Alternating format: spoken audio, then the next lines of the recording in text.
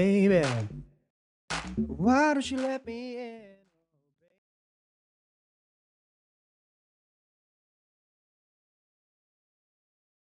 Welcome, everyone, to the Barely Friends podcast. My name is Isaiah, My name's Eric. and this is going to be our last episode for the year because we're in the holiday season. Happy holidays, Merry Christmas to everyone who has been watching our show. We really appreciate it.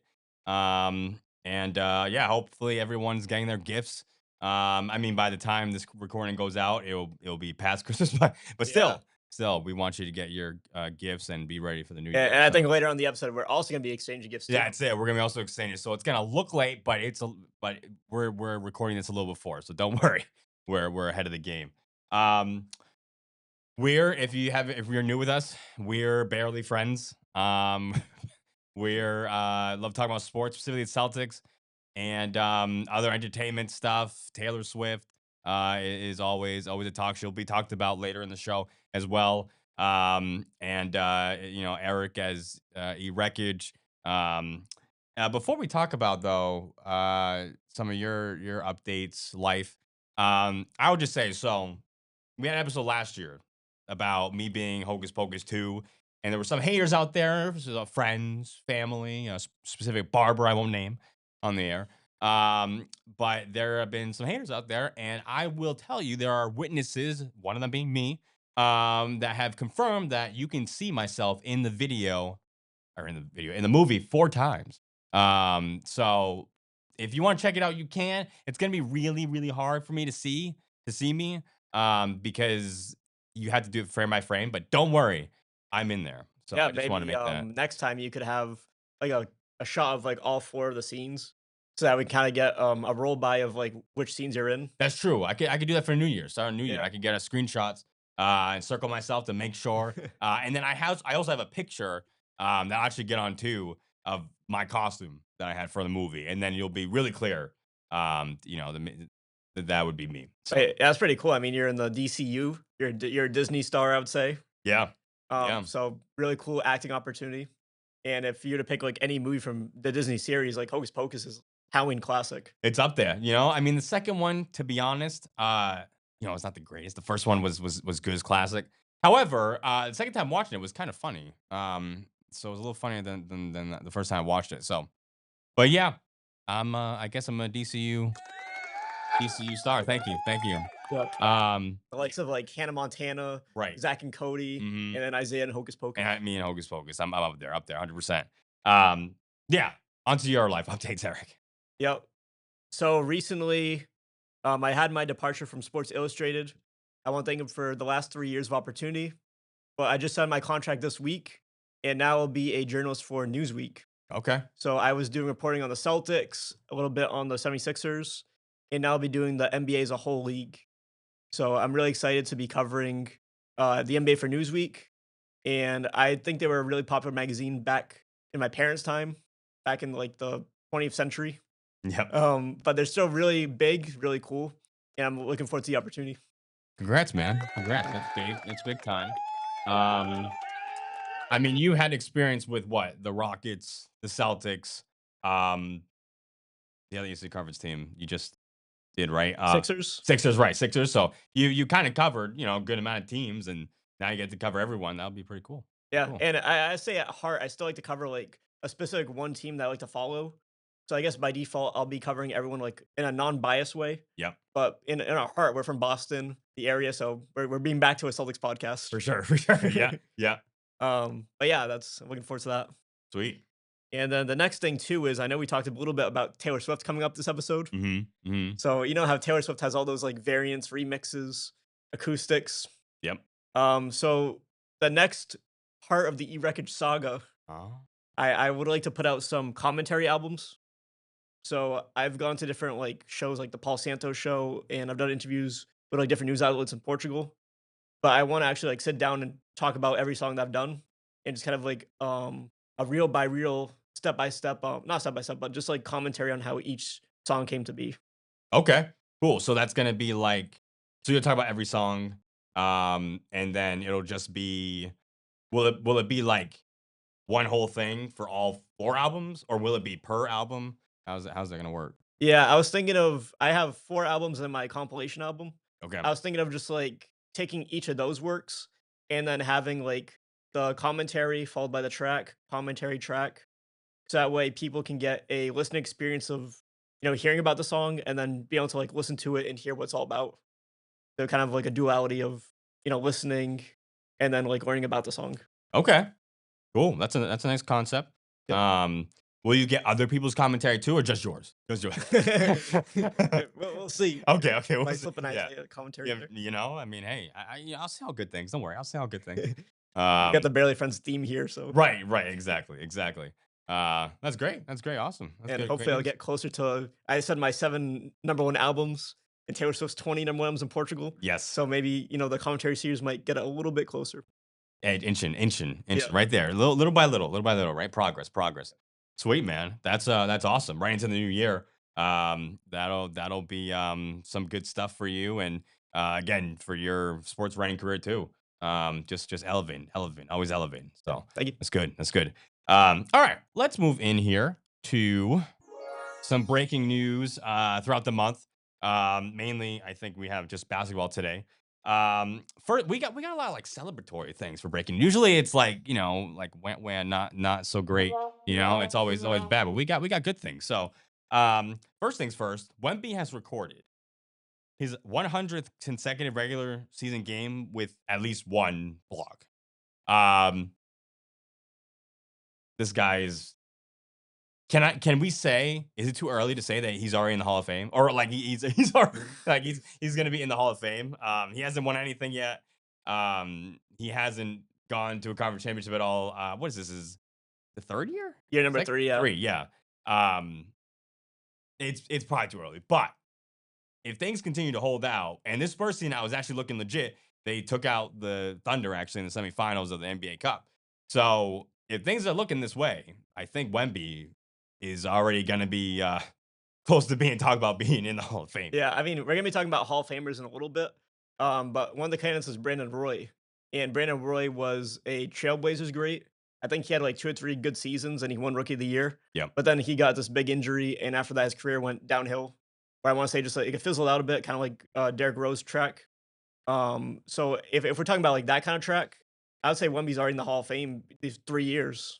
Yep. Because if this guy's already a candidate, Wemby's just as deserving, in my Right, opinion. right. You bring up though a good point with Brandon Roy and his injury status. Wemby has had already a little bit of a injury. He's not injury prone. I wouldn't say that, but with a blood clot, and then I think he had some other injury this year that may have let him out for another couple of weeks.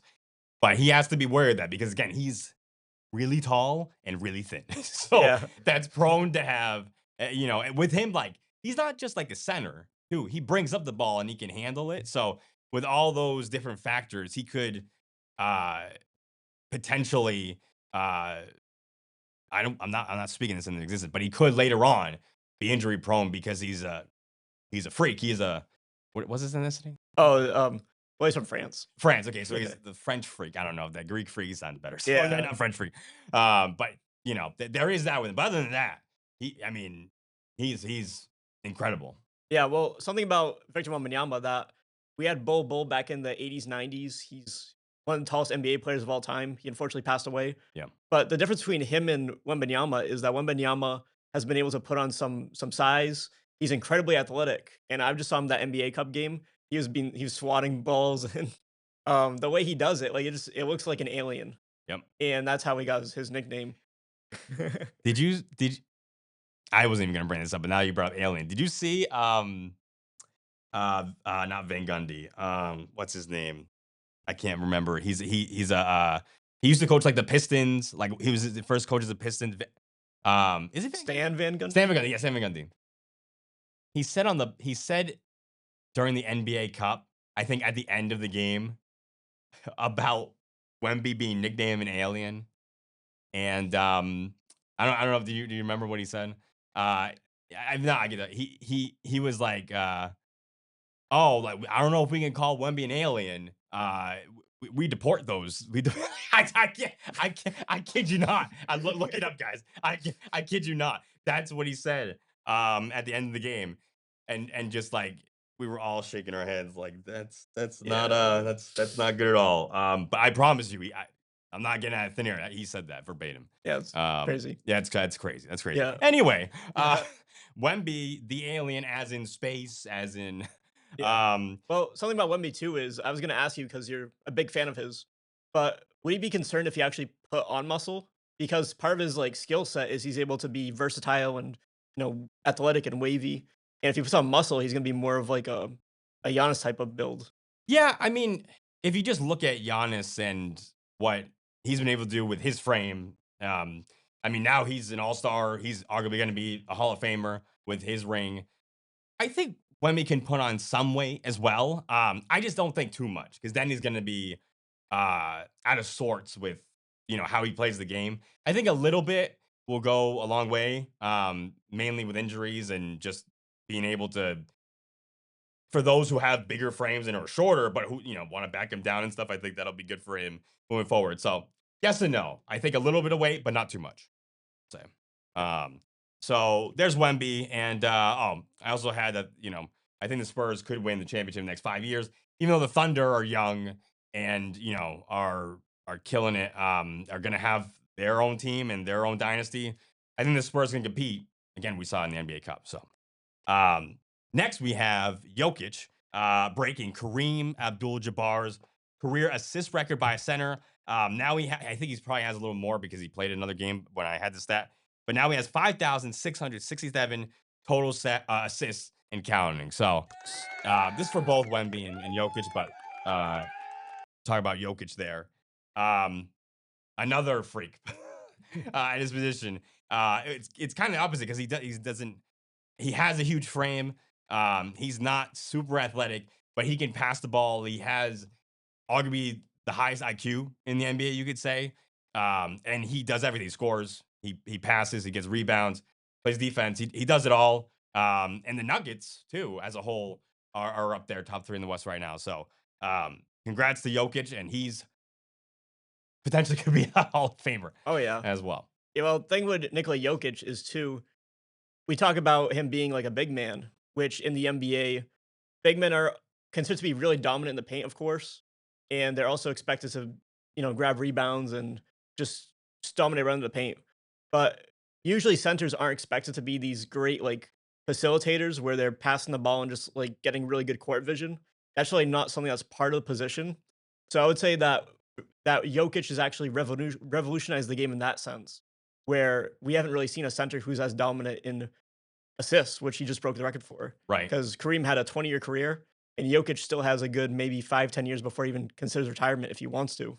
But that's what I see him as. I see him as someone who revolutionized the position, even though you might not think of him as like a goat.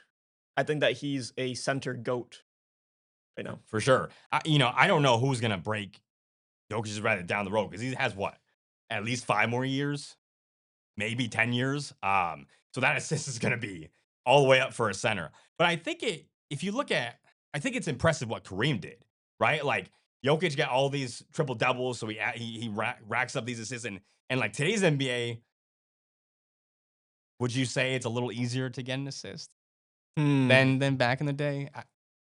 I don't Oh, know. I don't okay. know. Well, maybe I won't go there, but all I'll say is I think it's very impressive for Kareem as a center, like as a actual big man, to get this amount of assists, like leading this, like up until now, leading the holder of assists as a center. I think it's impressive. So you got to give another big recognition to Kareem. Yeah, and I would say too, just talking about Jokic, is there even a player you can compare him to, like in the modern or past NBA?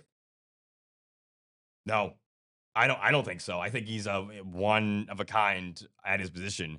Um, No, there's no one like him. There's no one. But this opens up to, Sagoon, I think, from the Rockets.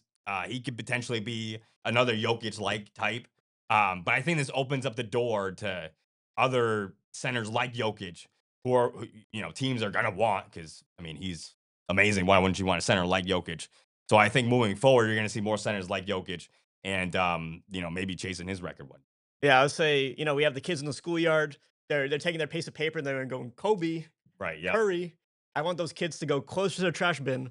Go, Jokic. Yeah. Like, they gotta get a little bit closer in there. Yeah. I mean, and in general, I think layups are important. So I think you need to, as a kid, learn how to make layups instead of threes. So Yeah, and I didn't mention it, but this, right before winter break, I was an assistant coach for the charter team very briefly, and I was in one of the practices before their big game, right before break, and I know the head coach said, like, "We're not taking any threes," which I agreed with, mm, and throughout the practice, I noticed that they made a lot better, like, decision making because when teams get in trouble, they just chuck up a 3, and when you do that, like, we know from experience with our team, like, when we were in charter, it didn't work out. It was just senseless shots, mhm. and Steph Curry can do it, but we can't do that as a team. Right. He's a perennial all star. Could be arguably the best point guard we've ever seen. Um, Yeah, start at the twos, kids. If you can't make twos, then you definitely shouldn't make threes. That's my that's advice from me.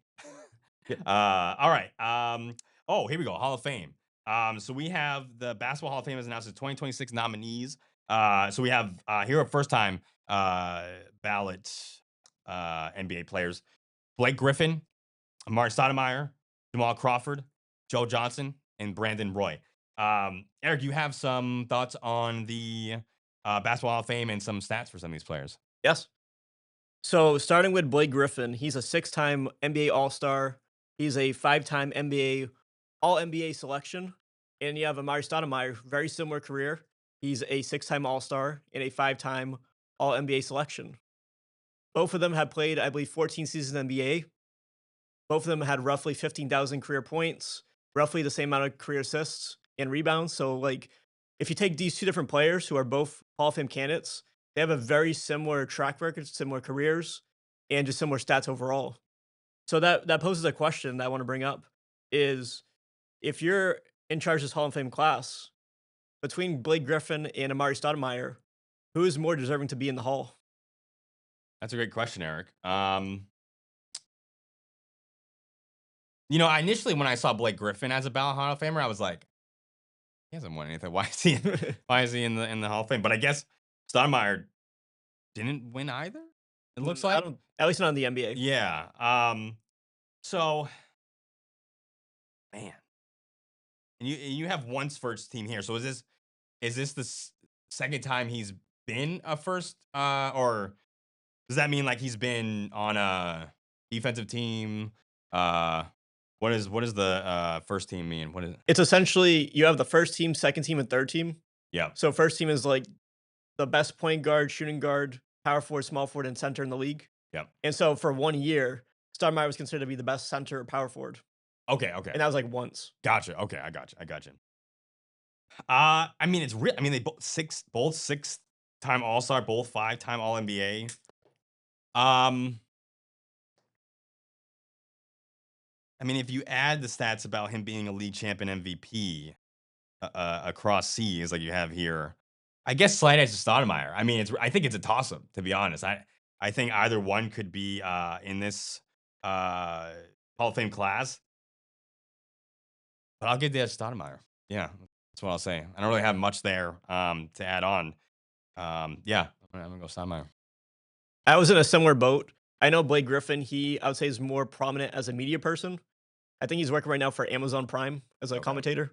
But then you look at Mari Stoudemire, and he went over to Israel, and he won a championship with that team, and he was MVP in Israel too.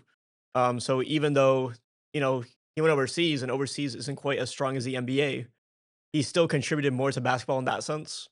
And so it's not an NBA Hall of Fame; it's a basketball Hall of Fame, and that's why I'd also give the edge to Stoudemire. Yeah. Another name that jumps out to me is Jamal Crawford, and I don't. Let me give me that look. He doesn't have the stats probably as Blake Griffin and Stoudemire, um, but he has been six man of the year. Feels like he's almost six man of the year every year. When he played, I don't know if he won any championships. Feel like based on the amount of teams he's possibly played, he might have. Um, but I don't know. He just pops up. Pops up. I'm not saying that he goes over Griffin or Stoudemire. He's just there. But as a whole, is this kind of a weak class? Is I this kind of a yeah, weak?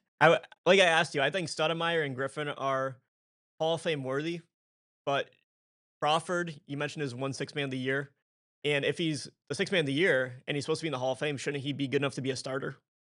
And Sure. then Yep. I don't know what you think about Joe Johnson, but the thing with him is he's mostly a longevity guy, kind of Vince Carter, where he had a couple good years and then he was still in the league and he contributed as like a bench player and as a role model in the locker room. But Joe Johnson to me is also not really someone who has had an amazing career, but just one that's like pretty solid and not the same as like, for example, Kobe Bryant or Kevin Durant or someone who's like a big star in the league. Right. No, for sure. I remember Joe Johnson being with the Hawks, Al Horford team, right? And Paul Millsap, I think too. But they had LeBron in his way. I think if they don't have LeBron, they at least go to a championship. If not, they maybe could have won it. But um, and then I remember him as a net, and that was at the end of his career. Didn't do much there. So yeah, I don't know. I think overall it's kind of weak. I'm interested to see like what these Hall of Fame classes look like moving forward. What does next year look like? So Yeah. yeah, Well, we didn't really talk much about Brandon Roy. yeah. Do you think he's Hall of Fame worthy? I'm not gonna lie. I don't know much about Brand Roy. I don't have much expertise on his career, so I don't want to say yes or no because I don't have much knowledge on him. Yeah. I think the difference is Derrick Rose, who had a very short prime, he became MVP during that prime. And Brandon Roy in his prime, he was like borderline all star. So it's just that the peak of Brandon Roy doesn't really justify him being in the Hall of Fame, I don't think. Whereas a player like Derrick Rose had this amazing early season, early career, and then he still did pretty decent as a supporting player going to the future.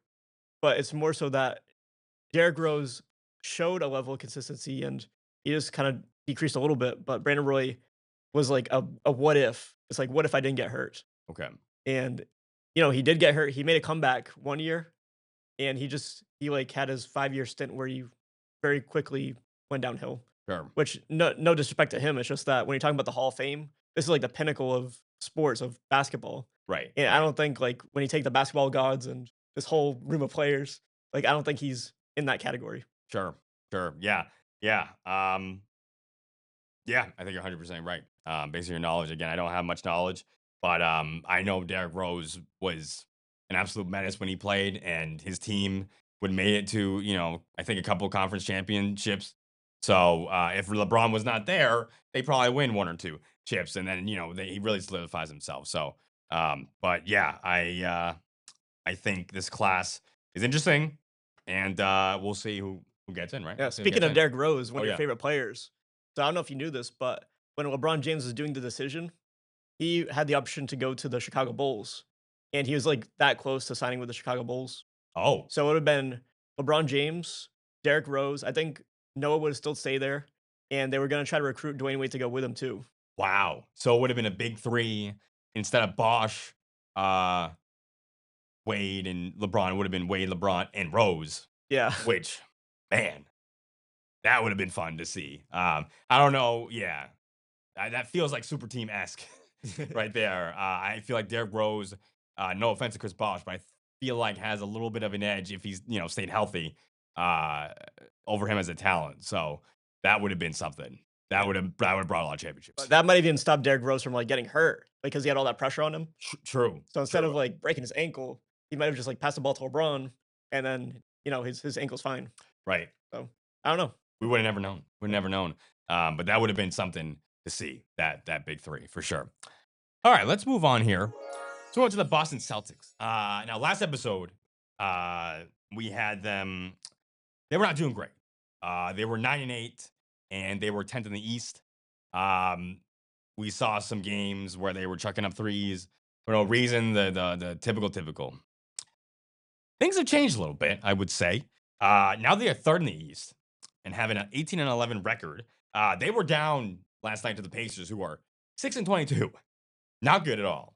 But they were able to make a comeback and able to win that game. So that was good. Right now, they're in the middle of the pack with points per game, which is a little crazy because they have around 116 points per game, which you'd think like would be top 3 or 5 in the NBA 10 years ago. Not the case. Everyone's scoring a ton. Defense, they're allowing just 115 points per game. So again, middle of the pack. And then Jalen Brown has been throughout December has been a real superstar. He's been averaging around 32 points per game, 7 rebounds per game, and around 6 assists per game. And they have beaten the likes of the Knicks and the Cavs, but they also have lost to the Pistons and the Bucks as well. Um, so it is a great surprise. This team, I was saying, would we rather tank based on how we played, or would we, depending on if we get like 6 seed or even in the play-in, would we want Jason Tatum to come back and be competitive in the playoffs? Looking at it now, I don't think we want to go down the route of tanking because we actually are doing well, have a decent record. And Joe Mazzulla, I don't like giving props. We got to give him props. Um, they have something there with Anthony Simmons, with Derek White, with Jason Tatum not being in the picture. So if they continue this trajectory, they're gonna be they're not gonna be a playing team. They're gonna be a top 6 seed, and then you have Jason Tatum back. Who knows? So look out, Celtics, right, Eric? Oh yeah. I feel like you essentially summed up all my thoughts as well. That the Celtics are right now doing amazing in the Eastern Conference. And at this point, there's no looking back. There's no tanking happening here. Yeah. Because even if we start to tank, we're gonna end up like maybe 11th, 12th in the East. We're too far into the season. And I was really worried that the front court would get bullied because we have Neemias Queta, who has been really productive both defensively and offensively. Gotta give him like major props. But I still feel like the Celtics could do better in that spot, and that's just because we had Kristaps Porzingis and Al Horford before, and Neemias Queta himself is still adjusting to the league and still becoming this solidified starting center. Yep. So I feel like he's stepped up to the role. He's doing great, but it's just that if we want to be champions and compete against the best in the West, I feel like they need a little bit more depth at the center position or even at power forward because I know Tatum is still recovering from his injury. What I would do personally is I would really wanna move Anthony Simmons. We've got Payne Pritchard, we've got Derek White. They're both amazing starting point guards or shooting guards. We don't need Simmons, my opinion. Okay.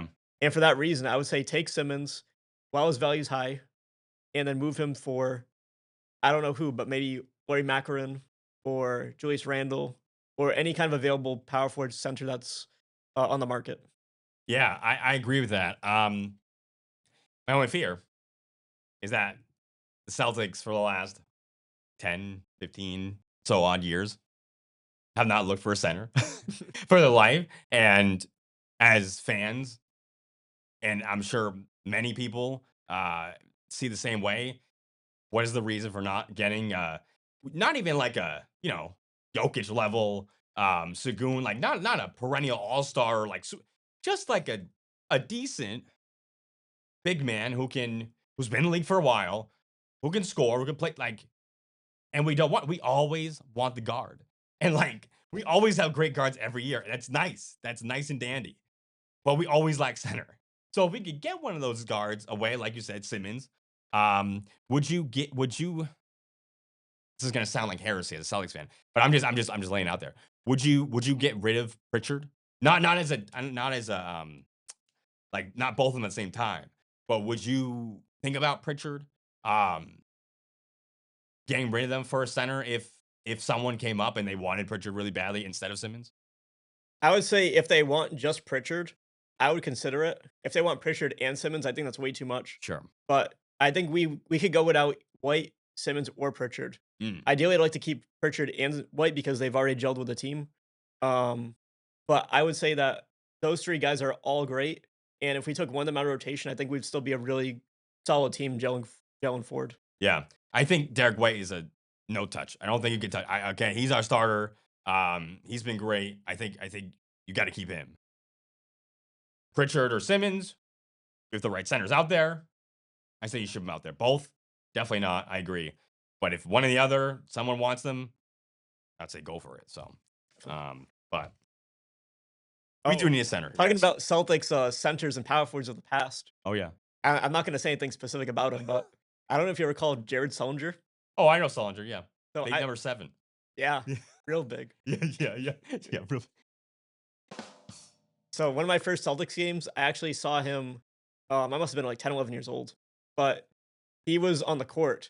And all I'm gonna say is, I've never seen a player who stretches that far in the paint. Wow. Mm-hmm. So I'm just saying, like we talk about, coverage, and the paint was definitely covered. It was covered. Yeah, paint was covered. Yes, we had Solinger and we had Brandon Bass. Okay, don't forget about Brandon Bass. All right, our perennial power forward. We had freaking Isaiah Thomas and that crew. Um, yeah, that was they were hefty men. Okay, they were hefty men. And they cut. Didn't they like shoot the three too? Like not well, but didn't they like shoot the three too?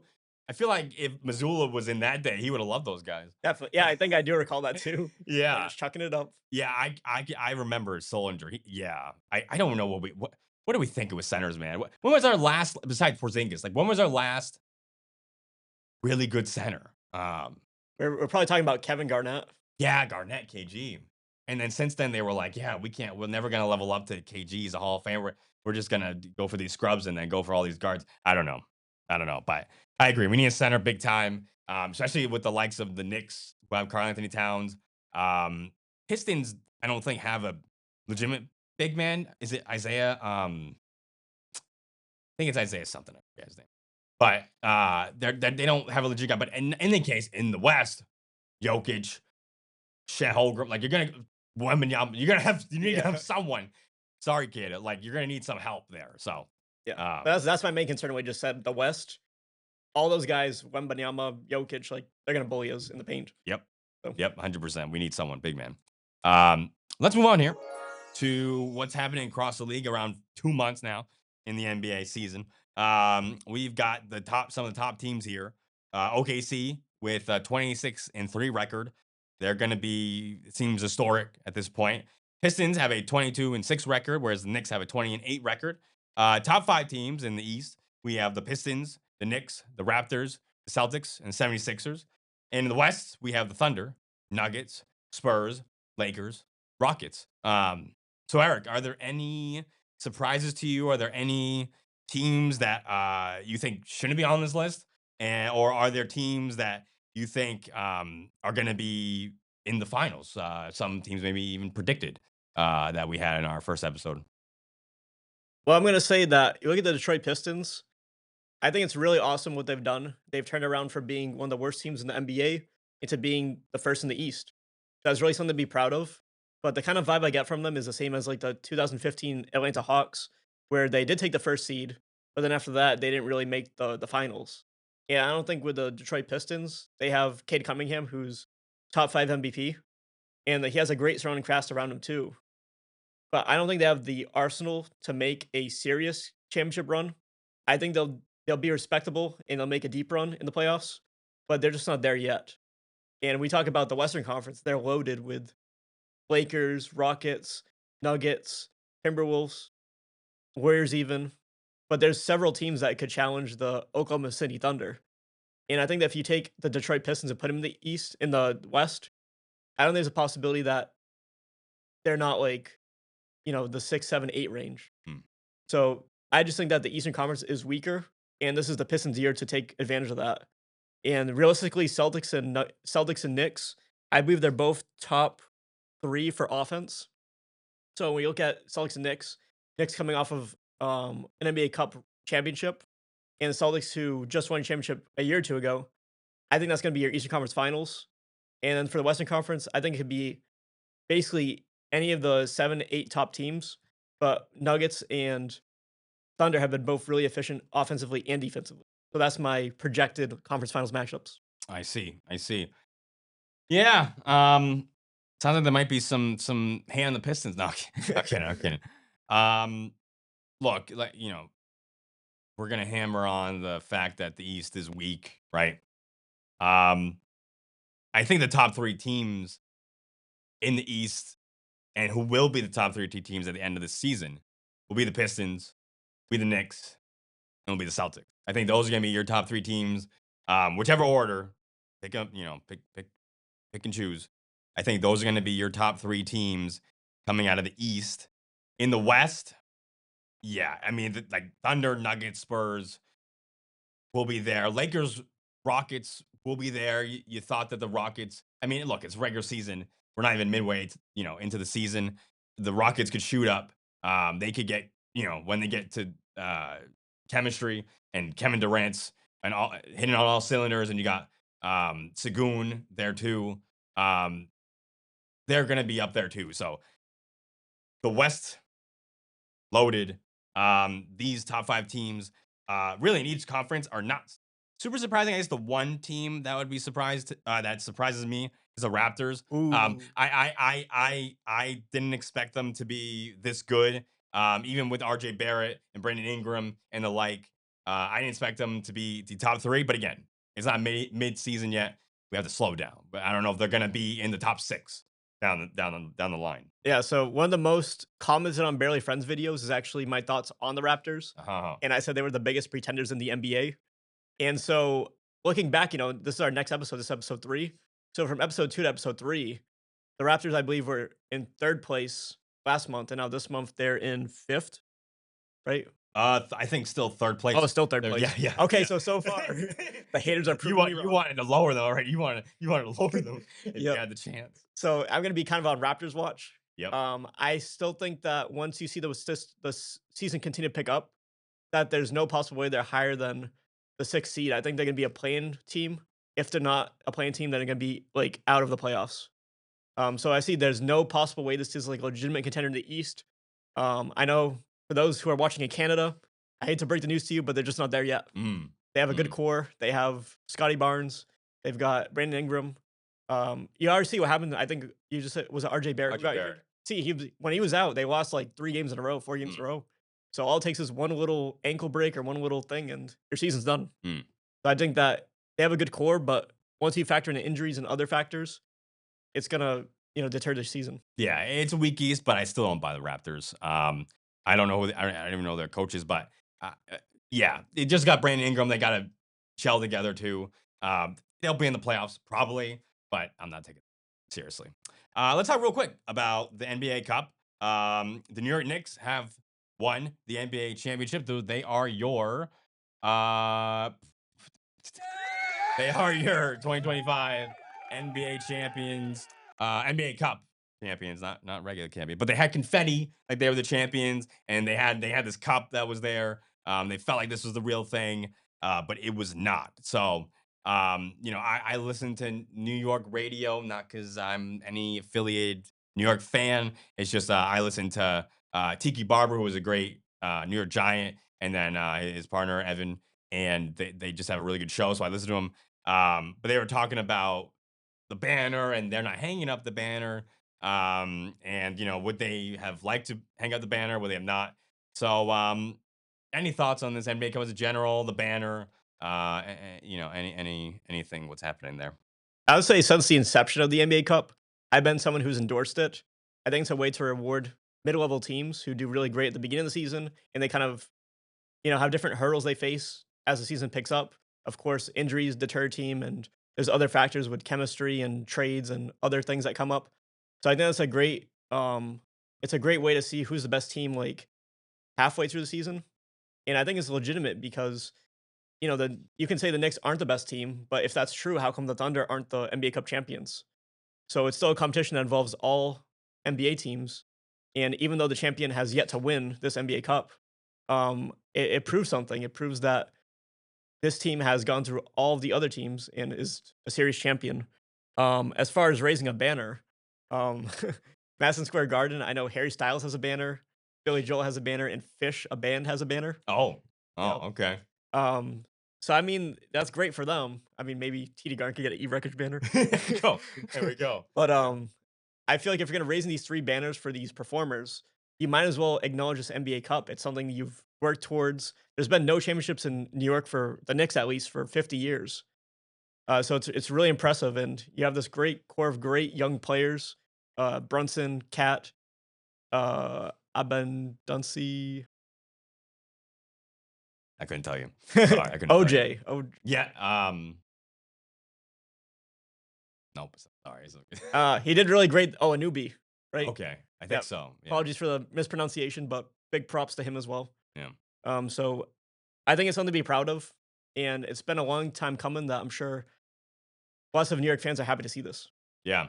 I'll be quick about this. Congrats to them. They were not mid level, right? They were number one in the East when they won. So I mean that's maybe the highest seeded team to win the NBA championship at that current point in time. With the banner, I s- look, they give them a choice. Okay, they give them a choice. So if you're gonna give them a choice, you can't really hate on whether or not, like, as like um, yeah, you can't really hate on whether or not they hang it because they have a choice. I will say, I think I think it should be a little different, and I'm kind of going off of what I heard from the radio. I think it should be different. With like, it shouldn't be put up to like an NBA Nick championship banner. Okay, it shouldn't be like right there. It should be placed into some of the accolade, whether it's like you made it to the Eastern Conference or you made it to I don't know. There's multiple records, like somewhere where it's like, okay, it is an accomplishment. It is something that it was good, but it is not an NBA championship. So I don't know if you now again the Lakers and Bucks also raised it. So I mean, well, what do I know? But I don't know. It's interesting. I think it's interesting. And I think one last thing about the cup in general. I think there could be another incentive for the NBA Cup for teams, whether it's like a tiebreaker, if you if you're basically like have a tie at the end of the season with a team and you win that cup, it doesn't matter like what the other stats are, you would supersede them in the playoffs, something like that. Again, I'm getting that off of the New York radio, but um, yeah, I think it's going places. I think it's still you need a lot of things for the cup to be where it should be, but I think it's getting better. Yeah, I like your idea of adding more incentive to it. It's just like the league has to think about like what would that incentive would look like, because then like it gets complicated with different records. Like let's say we add 1 or 2 wins to the team that wins the NBA Cup, and then like it messes with the percentages and stats, and you just gotta like figure out the logistics as well. For sure. Absolutely. Absolutely. So I think Adam Silver and the crew will get to that. And they actually Adam Silver said they might want to do for a championship game at a historic college university. Which would be kind of cool. You have college fans there, are they gonna go crazy? That would be that's different. I'd say So, Brown's pretty historic. yeah, for sure. For sure. That could be a place. Man, hey, Bridgewater, man, maybe shout out to Bridgewater. Yep. Maybe they can host one. Joking aside, maybe. So we'll see. Let's move on here. Let's get to football real quick. The Patriots. They've given us a scare. Okay, they've given us a real scare these last 2 weeks. Lost to the Bills. We were up 21 nothing at one point, 24-7 and a half, and we gave up that lead. Okay. Josh Allen is great. Uh, our run defense was awful. We let them run all over the place. But it was a learning moment. Okay, we were off a bye. We were a little sleepy, and then now we've woken up and right, we were down with the Ravens in the third quarter by 11. And I was listening to the radio and I was hearing that. I'm like, that's it. Not that we weren't going to make the playoffs. I wasn't scared we weren't going to make the playoffs. I was just worried that like this feels like if we had lost to the Ravens, our Super Bowl aspirations would have been lowered, to an extent. Because how do you lose this Ravens team who Lamar Jackson gets out early in the game with a back injury? He's not coming back. How do you lose to that Ravens team? And thankfully, the Ravens uh, benched Derrick Henry for whatever reason the fourth quarter because I had to hear because of a planned rotation, which is maybe the most Just don't plan the it. dumbest thing I've ever heard. Why, Yep. why don't you just like switch the plan and keep the best guy? But hey, I'm not complaining. We won that game. Drake May was amazing in the fourth quarter, so I can't complain. I'm still a little nervous about the playoffs, about making the Super Bowl, but everyone in the everyone in the I was gonna say Eastern Conference, not Eastern Conference. Everyone in the AFC, it's open. It's open. Because no one besides Josh Allen has kind of proven that they can go far in the playoffs. So we still have a chance. But we'll see. So Yeah. I know with the AFC, you just mentioned that it seems like any of these teams can make a far playoff push. I think the Patriots, if they're gonna make a Super Bowl appearance, this is probably their best opportunity for years to come. And this is one of the years where the Ravens might not make the playoffs. The Chiefs aren't making the playoffs. Nope. The Bills are like really close, but they're not quite the powerhouse that at least I imagined. So if there's a year the Patriots can do this, especially with Drake May breaking out in his second year, I think they could do it this year. It's just a matter of if they can get the first seed, that'd be amazing. And I think they have a lot better chance of making the Super Bowl. But realistically, I think first round, if they do have to play like Texans or Bills or whoever, it's gonna be really tough. It's gonna be one of those games where they could go 50-50. And the NFC, really surprising with Seahawks being the number 1 seed right now. And Sam Darnold, I have absolutely no faith in. No offense, but he's just, in my opinion, not the best quarterback. And the Bears are up there. Um, Rams are behind the Bears and there's a whole teams that should be at the top are not at the top. Mm, Rams should be at the top, Eagles should be at the top. But I think the NFC is not weak, but definitely a little bit unbalanced. And the AFC is just like a bunch of contenders. sure. Yeah. I think for us who we're afraid of, I think honestly the Bills, even though we've already beaten them once this year, which actually I think is a good thing. But I think the Bills are scared because Josh Allen is the best quarterback in the AFC in the playoffs. I thought Denver was going to be scary, but they just got blown out by Trevor Lawrence. Uh, Trevor Lawrence in Jacksonville, in Denver. So I'm not scared of them either if we have to go, especially even if we have to go into Denver. So I think if we get the 1 seed, that's going to be huge, and the bye too, not just hoping advantage. We get that first week bye, and then we go from there. But if we play the first round, it's going to be tough. Like you said, it's probably going to be Texans or Bills, so that's going to be big. And yeah, the West. I think the Rams are probably the best team in the NFC. Shout out Puka And shut up. Yeah, yeah. We'll talk about fantasy in a minute. and Stafford. Yeah. Yeah, but Rams are atop. Seahawks just beat the Rams though, but still, Sam Donald. Do you trust them? I don't know. You trust Matthew Stafford way more. So that's him. Eagles have been up and down the season. They've been kind of weird. So yeah, it feels like anyone really could win. In all honesty, either in AFC or NFC, it could be anyone's game. And like you said, which means Patriots are wide open to get there. So hopefully they get there, and when we get there, see what happens. Yeah, it's been a lot of fun chaos. Yes, yes, that's a good way And to put it. liking it. Yeah, yeah, yep, yep, for sure. Um, Fantasy football. We are in the championship phase now, and I will say, our very own Wreckage has made the championship of New England's very own fantasy football league. So we got to give props to you, Eric. You're going. You have just been the number 1 seed who has been absolutely dominant this whole season. And yeah, you took him to school. You took Anthony to school. So that is what it is. And now you face the number 2 seed, John. And I unfortunately don't remember his players that he has on his team, but he's been a top 3 seed this whole year. He's had a great team. So it's gonna be a fight. It's gonna be a battle in that championship. But how do you feel going into this with your players and Puka and Nakua? How do you feel with going in the championship here? Yeah, I gave the guys a pep talk. Yeah, yeah. But I've a lot of faith in them. I know I have Matthew Stafford as my starting quarterback.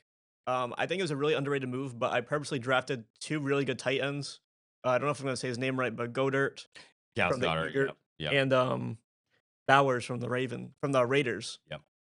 And especially having Christian McCaffrey as my running back, I feel like that's really my core. And they've been doing amazing these last couple weeks. And like I said, I think the big thing that I did that other people might not do is I really focused on picking 2 really good tight ends. And so I think a lot of points have come surprisingly from that area. Mm, And especially McCaffrey's just walking in, and Patrick Mahomes was my other quarterback. But when he got injured, of course, Stafford's the guy who's gonna be taking that for that last week. yeah. So I'm gonna say, John, there's gonna be 2 Johns retiring this month. Wow. That's a big statement from you. Look, Matthew Stafford has been huge for you. Did you pick Mahomes number 1 I again on your believe I team? did. That's insane. Okay, so moving forward, you were just going to pick Pat. Well, we'll see if he plays next year with the ACL. That may compromise your team. But it's funny, you've always picked Mahomes. But this year, Stafford. the two tight ends. McCaffrey being healthy the whole year, huge. Because if you don't have McCaffrey for the whole year, I'm sorry, you don't make it. You make it because he's been lights out this year. So again, kudos to you. I wish for the best for your team. And I root for you, barely friend. I gotta root for you. So yeah, I hope you kick butt in championship. Yeah, thank you. Yeah, Yeah. for sure, for sure. All right, let's move on to our one in the world segment. If you're new, our one in the world segment is something that we find interesting, something we find crazy, something we find very interesting, etc., etc. And we'll highlight it in this segment. So we're gonna do it here. I'll go first if you don't mind. Okay. This could have been in our breaking news segment because this was very interesting to see um, play out in real time when it happened. I think beginning of December. If you didn't hear, Chris Paul is no longer on the Los Angeles Clippers. Now, this was going to be his final season. He was going to retire as a Clipper, and the whole nice thing. He was a Clipper for a majority of his career, um, and now he was all of a sudden cut.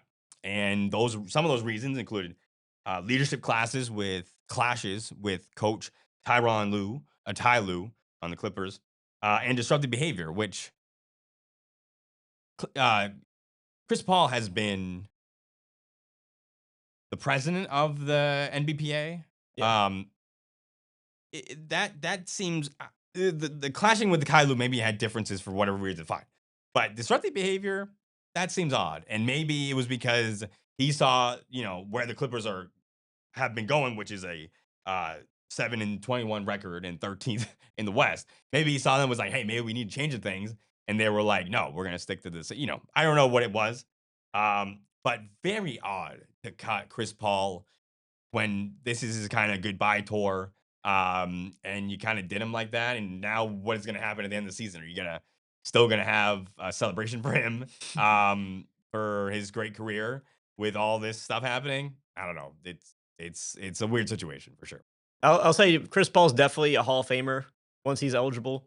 But you look at his retirement tour, the Los Angeles Clippers, that was his back in the early 2010s. I feel like that's drastically changed, especially with Kawhi Leonard Harden being this core now.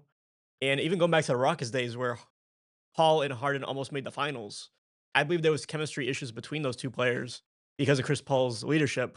He's known to be this very assertive personality. And I feel like when you're the best player on the team, that's something that can happen and is probably encouraged.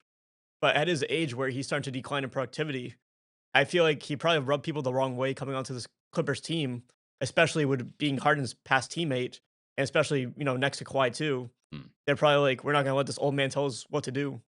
And I feel like that's what was happening. That Paul wanted to come in, he wanted to help lead this team to a playoff appearance.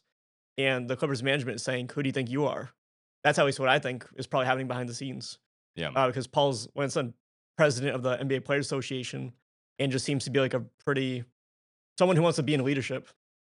And at this point in his career, we're expecting him to take a step back.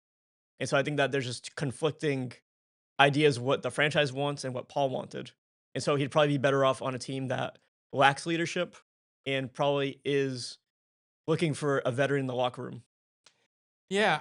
I'll just say, couldn't you have handled it a little differently than cutting him? Couldn't you have talked it out as adults and figured out a way to keep him on the team and not have? I mean, look. Chris Paul is not the reason for why they're 7-21. Okay, the reason why they're 7-21 is two reasons: one, they stink, and two, Kawhi's on the floor. So those are the main reasons why Clippers are where they're at. I I just think it's Chris Paul to me seems like a good character kind of guy who was president of the NBPA. I don't think it's him. I don't even want to say it's Ty Lue, but I mean they had some conflict.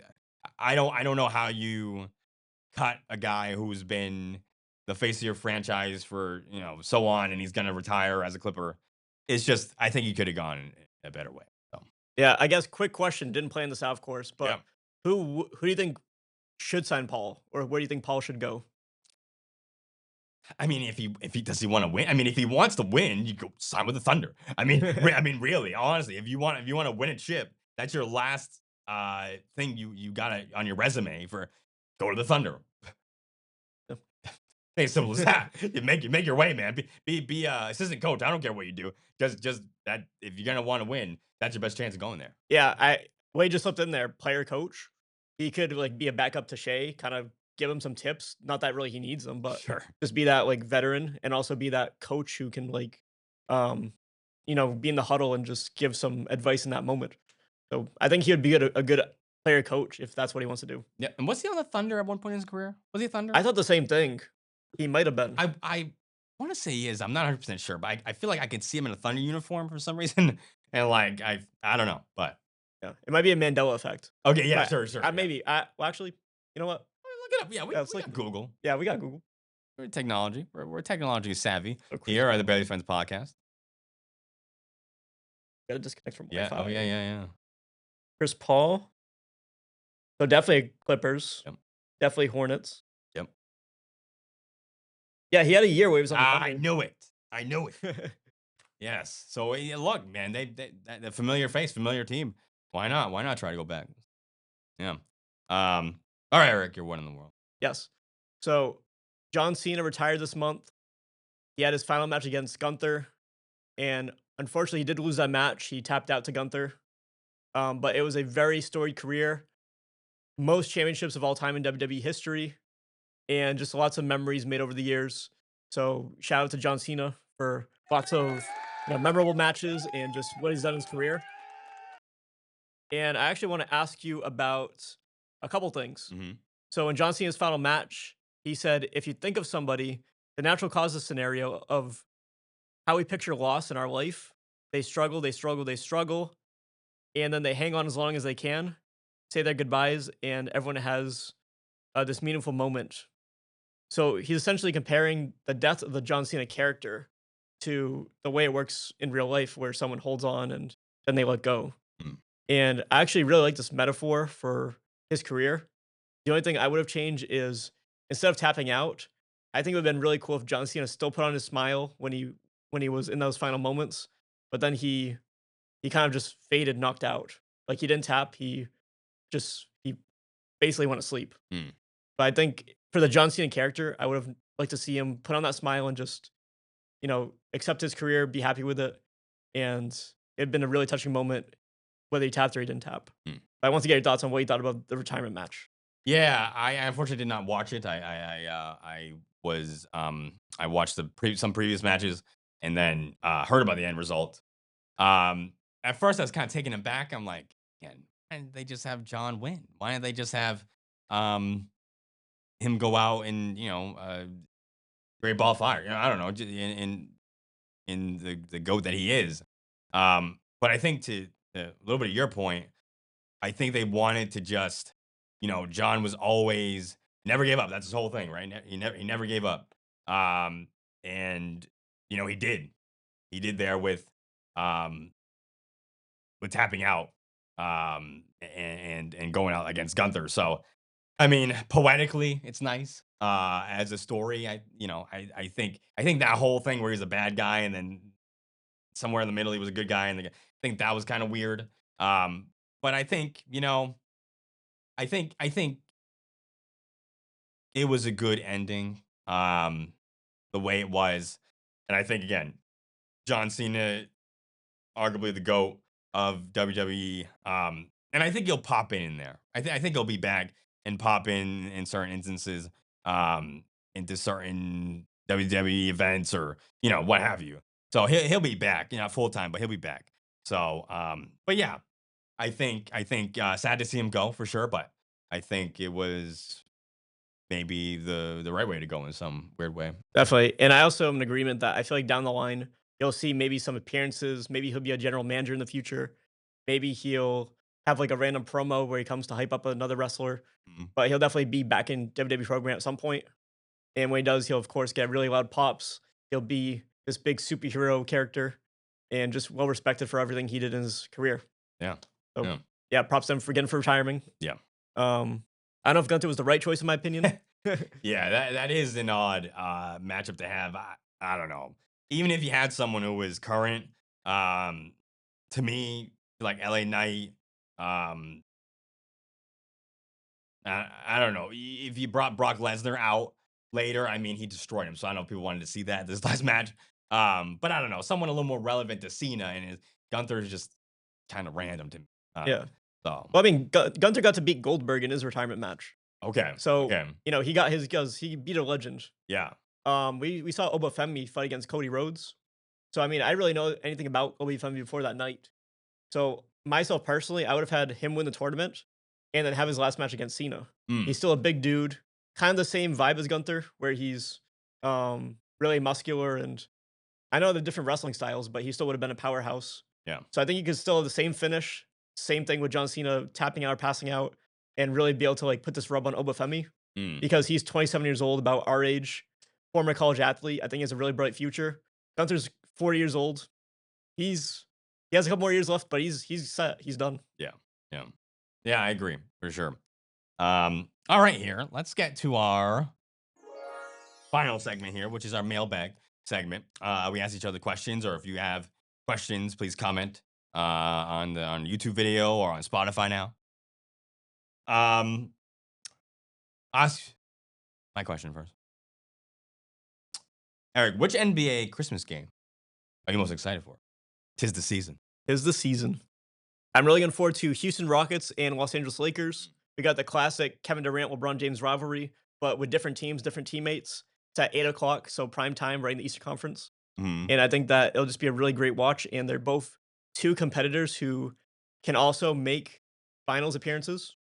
It's not as likely as the Thunder, but I think that Lakers and Rockets will both challenge the Thunder really well this season. Mm, that's yeah, yeah. I agree for both of that.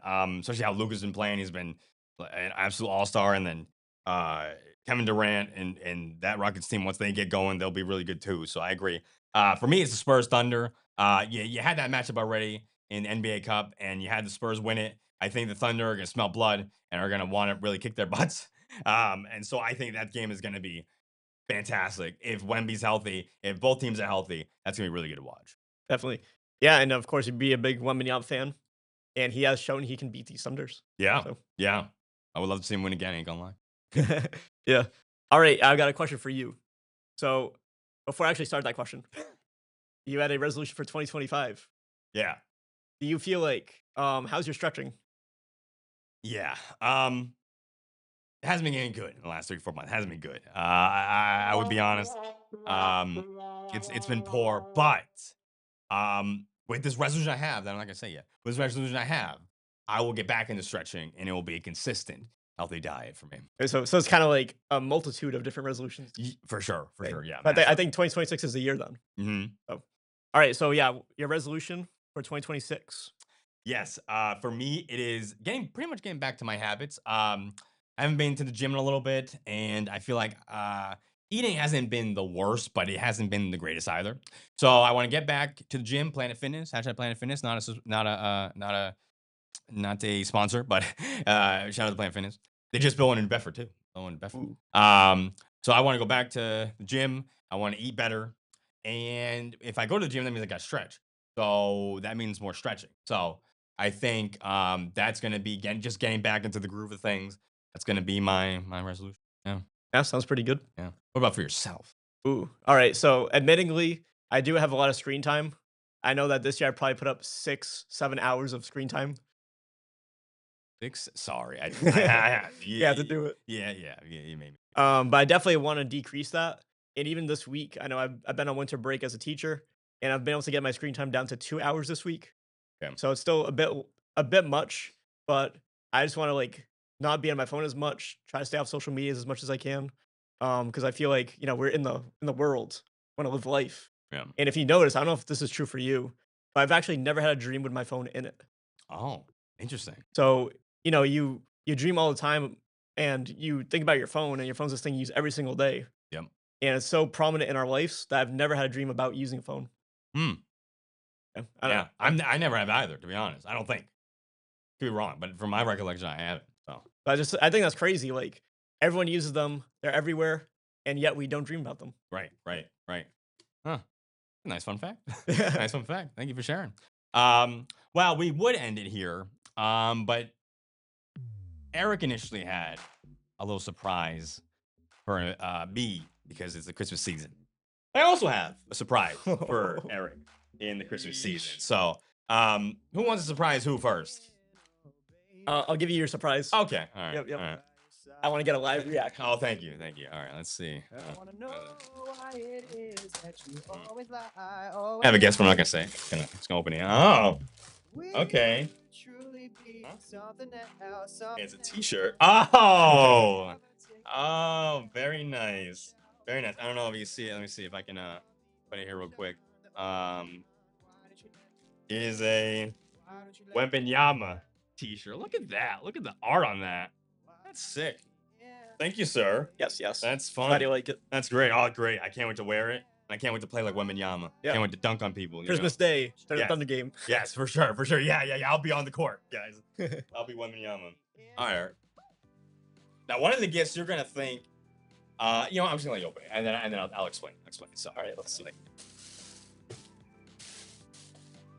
Oh, okay.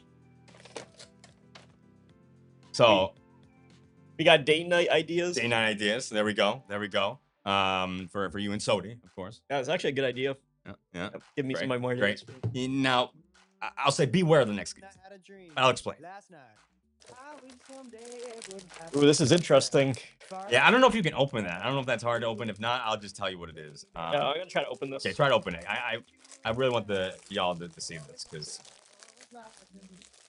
with your E-Record strength. Yes, Yeah. there we go. Okay, open that up. Yeah.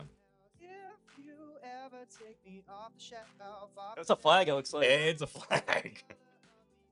Oh, I see a heart. I heart. Let me see if I can. Yeah, I don't know if you can make that big. I heart. Let me see. May I help you? Yeah. Yeah. Okay. Yeah. Sorry. That's that. Wait. I'll have it. The wide shot. The wide shot here. Yeah. What is that? Oh. Oh no. Now look. Okay. Look. You think it's a gag gift, all right? That you're gonna be over to I want you to look at this wherever you put this thing. If you want to put this thing up, whatever. I want this to be a reminder of where E-Records is going. Okay, so you can cross this all out. You can say I hate you, whatever you want. You can put whatever you want in this. That is not. I did not just do it just be funny. You can have that and just reminder who you're gonna surpass in the future. So that's why I did that. Yeah, Appreciate it. Yeah, for Like, sure. A lesson. Yes, Life lesson. a life lesson. Absolutely. Well, that is gonna do it for Bailey Friends Podcast, our Christmas special, holiday special. My name's Isaiah. My name's Eric. Thank you for joining. We will be here next year, 2026. So happy New Year as well. See you next year.